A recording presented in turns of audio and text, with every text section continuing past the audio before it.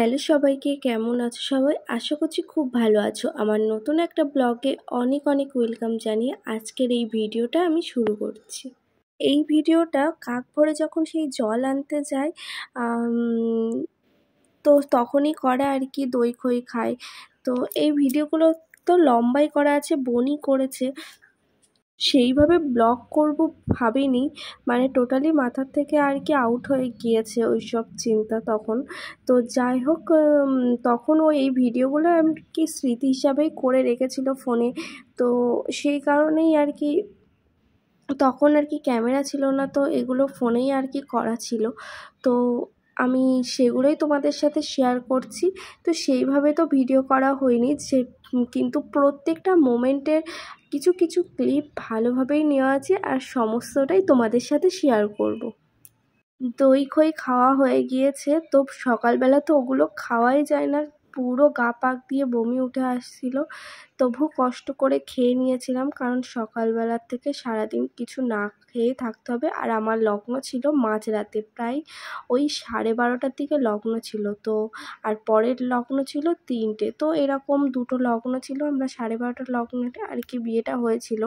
তো সেই জন্য একটু পেট ভরেই খেয়েছিলাম। তার মাঝে ওই ফল খেয়েছিলাম, জল, এইসব আর কিচ্ছু খাইনি। তো যাই হোক, এখানে শাখা পরানো হচ্ছে।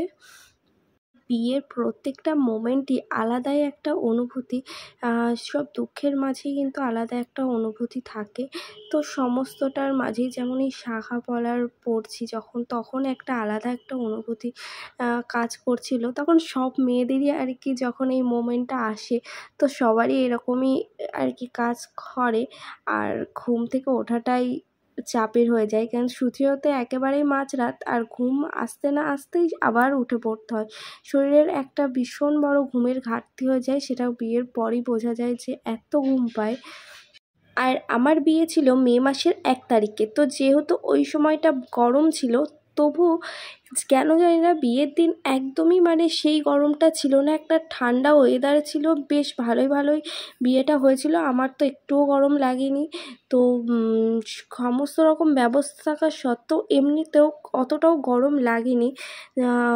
সবাই বলছিল ওদিন একটু ভালোই ঠান্ডা ছিল, একটু না ভালোই ঠান্ডা ঠান্ডা ওয়েদার ছিল। মানে বিয়েটা যেভাবে আর কি ভয় পেয়ে গিয়েছিলাম গরমের মধ্যে, কি হবে কি হবে, অতটাও আর কি কিছু হয়নি, কিন্তু আর কি টেনশানের মধ্যেই আর কি কাটছিল। তো কি হবে, তো সকালবেলাটা একটু টেনশনের মধ্যে কাটছিল যে ফাইনালি সেই দিনটা চলে এলো। এবার সেই মানে আলাদাই একটা যেমন অনুভূতি থাকে, সেটা বলে কখনো বোঝানো যায় না, সেই রকম আর কি। আর এখানে এই যে আমি এখন আলতা পরছি, বৌদি আলতাটা পরিয়ে দিচ্ছে। বিয়ের দিন আমরা ভাবি প্রচুর কিছু প্ল্যান করব, প্রচুর কিছু করব। তো সেরকমভাবে নিজের প্ল্যান অনুযায়ী সব কিছু হয় না। তো এরকম অনেক কিছু উল্টোপাল্টা হয়ে যায়, সেটা প্ল্যান অনুযায়ী একদমই হয় না। তো যারা আর কি বিয়ে করতে যাচ্ছ, সবাইকে সেটাই বলছি যে প্ল্যান করার দরকার নেই, যা হবে হবে। কিন্তু ভাবি প্রচুর মজা করব, নিজের বিয়ের দিন প্রচুর কিছু করব, কিন্তু সত্যি বলতে হয়েই ওঠে না। সেইভাবে টাইম কিছু পাওয়া যায় না। তো প্রচুর প্রচুর প্রবলেম হয়, সেটা দিন না আসলে বোঝা যায় না। অনেক একটা চাপের টেনশনের মধ্যেই কাটে দিনটা। তো মানে বিয়ের ওই দিনটা যেন ভীষণ একটা টেনশন এতেই কেটেছে। তো সেগুলো বলে বোঝাতে পারবো না। যাই হোক, তারপর এখানে সকাল হয়ে গেলে আমার তো লজেই আর কি বিয়েটা হয়েছিল। বৃদ্ধির যে অনুষ্ঠানটা সেটা বাড়িতে হয়েছিল, তো সেখানে বাড়িতে আমাকে সাজাতে চলে এসছে। আমি নামিয়ে দিই, এক্ষুনি চলে আসবো। 5-7 মিনিট 10 মিনিট লাগবে, এক্ষুনি চলে আসবো। দাদা না বাজানো চলে করো।